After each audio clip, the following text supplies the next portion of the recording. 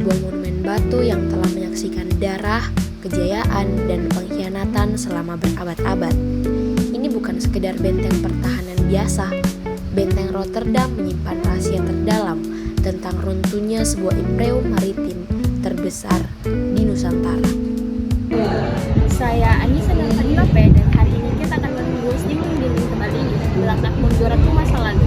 Selamat datang di Fort Rotterdam yang dulunya dikenal dengan Benteng Panua, tempat kejayaan kerajaan Buatanglo berbenturan dengan ambisi kolonial yang kejam di masa lalu. Dibangun pertama kali pada tahun 1545 oleh Raja Goa ke-10. Benteng ini awalnya terbuat dari tanah liat dengan filosofi penyu, simbol kejayaan di darat dan laut. Di bawah VOC, wajah benteng ini diubah total menjadi pusat pertahanan kolonial. Namun hari ini, atmosfer tegang itu telah luruh. Dinding-dinding batu padas hitam dan halaman luas yang dulunya menjadi saksi baris berbaris tentara, kini menjelma menjadi ruang hidup bagi pelestarian seni. Saat saya melangkah di sela-sela gedung tua ini, sebuah kegiatan budaya sedang berlangsung, mengubah halaman benteng yang sunyi menjadi panggung ekspresi kreatif masyarakat Makassar. Untuk menyelami lebih dalam, kita masuk ke Museum Lagaligo. Di sini tersimpan epik Lagaligo, karya sastra terpanjang di dunia, bersama jajaran artefak yang membuktikan kejayaan maritim masa lalu. Menariknya, sejarah di tempat ini tidak dibiarkan membeku di dalam lemari kaca. Melalui kegiatan budaya yang digelar saat kunjungan saya, nilai-nilai luhur dan tradisi yang terekam di dalam museum ini dihidupkan kembali. Musik tradisional yang mengalun dan antusiasme generasi muda yang hadir menjadi bukti nyata bahwa warisan leluhur kita tidak sekedar menjadi pajangan masa lalu, melainkan identitas yang terus dilayakan hingga hari ini.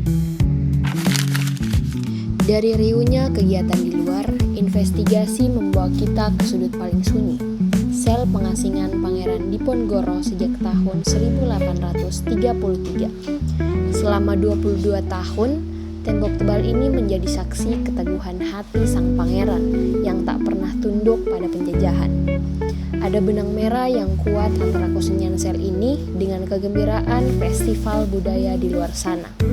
Kebebasan kita untuk berkumpul, menari, dan merayakan kebudayaan hari ini adalah buah dari harga mahal kemerdekaan yang dibayar oleh para pahlawan terdahulu.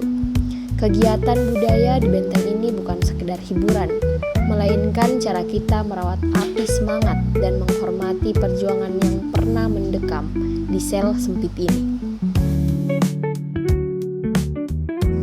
Kenapa Benteng Rotterdam bisa bertransformasi menjadi venue festival yang begitu magis? Jawabannya ada pada arsitekturnya. Jurnalisme tata kota sering membahas tentang pentingnya third place atau ruang ketiga, tempat di mana orang bisa bersosialisasi selain di rumah atau di tempat kerja. Rotterdam memenuhi syarat itu dengan sangat sempurna.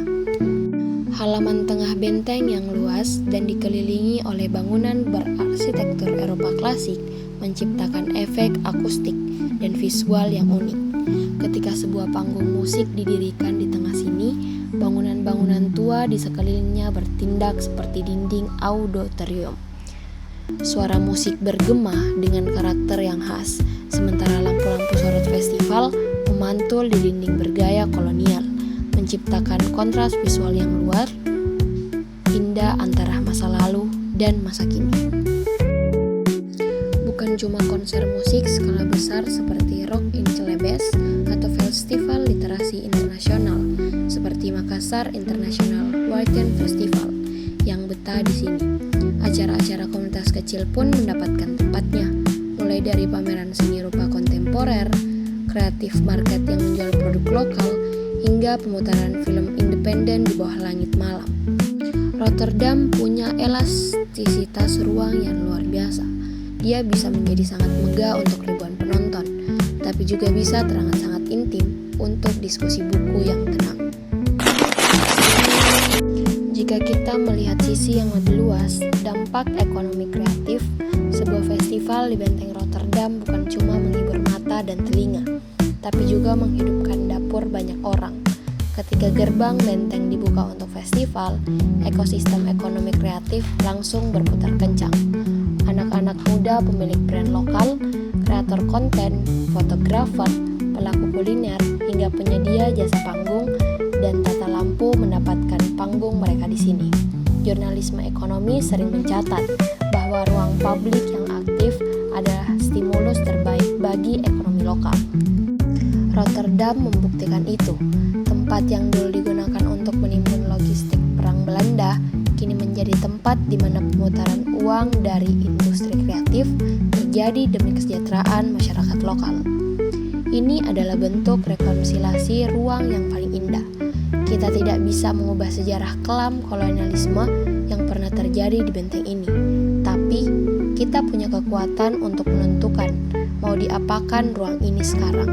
Dan masyarakat Makassar, khususnya anak mudanya, memilih untuk mengubah tempat yang dulunya penuh dengan sekat pembatas menjadi sebuah ruang perayaan bersama. Setiap tawa, setiap tepuk tangan, dan setiap karya yang lahir di dalam benteng ini, hari ini adalah cara kita merayakan kebebasan dan masa depan yang cerah. Sebagai sebuah cagar budaya, Benteng Rotterdam adalah buku sejarah berbentuk bangunan. Kalau kita jeli melihat detail arsitekturnya, kita bisa membaca bagaimana teknologi dan budaya berakulturasi di masa lalu. Benteng ini unik karena memiliki dua lapisan identitas. Fondasi awalnya dibangun menggunakan struktur batu padas dan tanah liat khas arsitektur Kerajaan Guatalok. Namun, ketika beralih fungsi, Belanda membangun kembali bagian atasnya dengan gaya Dutch kolonial yang kaku, lengkap dengan dinding tebal, jendela besar, dan atap segitiga yang tinggi. Menjaga bangunan berusia ratusan tahun di tengah kota metropolitan yang padat tentu bukan perkara mudah. Ini adalah sisi jurnalisme investigatif yang menarik untuk digali. Bagaimana cara merawat cagar budaya ini agar tidak rusak dimakan waktu? Tantangan terbesar dari preservasi benteng Rotterdam adalah faktor alam dan cuaca. Karena lokasinya yang sangat dekat dengan pantai, kelembapan udara yang tinggi, dan paparan garam laut menjadi musuh utama bagi batu padas dan struktur kayu kuno. Belum lagi ancaman polusi kendaraan dari jalan raya di sekitar yang bisa membuat dinding bangunan cepat kusam dan rapuh. Oleh karena itu, proses perawatan di sini dilakukan dengan teknik konservasi khusus. Pembersihan lumut tidak boleh menggunakan bahan kimia sembarangan yang bisa merusak pori-pori batu kuno. Setiap kayu yang lapuk harus diganti dengan jenis kayu yang sama persis melalui proses restorasi yang presisi. Upaya pelestarian ini melibatkan para arkeologi, sejarawan, dan pemerintah yang bekerja di balik layar, memastikan bahwa cagar budaya ini tidak sekedar bertahan hari ini, tapi juga tetap utuh untuk generasi ratusan tahun yang akan datang. Jika kita ingin mencari titik tertinggi untuk memahami seluruh filosofi pertahanan benteng Rotterdam, maka disinilah tempatnya, di atas bastion. 5 sudut kokoh yang menonjol keluar menyerupai kaki dan kepala penyu. Ini bukan sekedar pemanis arsitektur. Bastion Bone, Bacan, Buton, Mandarsha, dan Amboina adalah benteng pertahanan mutlak, garis depan yang menentukan hidup dan matinya kekuasaan di masa lalu. Namun, bagian paling menarik dari bastion ini bukan lagi soal fungsi militernya yang memastikan di masa lalu, melainkan bagaimana sudut-sudut pertahanan ini berdiri melintas zaman. Tempat yang dulunya dipenuhi ketegangan, bau mesiu, dan kecemasan akan datangnya perang, kini telah bertransformasi menjadi titik pandang terbaik bagi kita untuk melihat dinamika kota Makassar modern. Saya Anissa Nurfadila P dari Benteng Bersejarah Fort Rotterdam. Dengarkan gemanya karena sejarah tidak pernah benar-benar mati.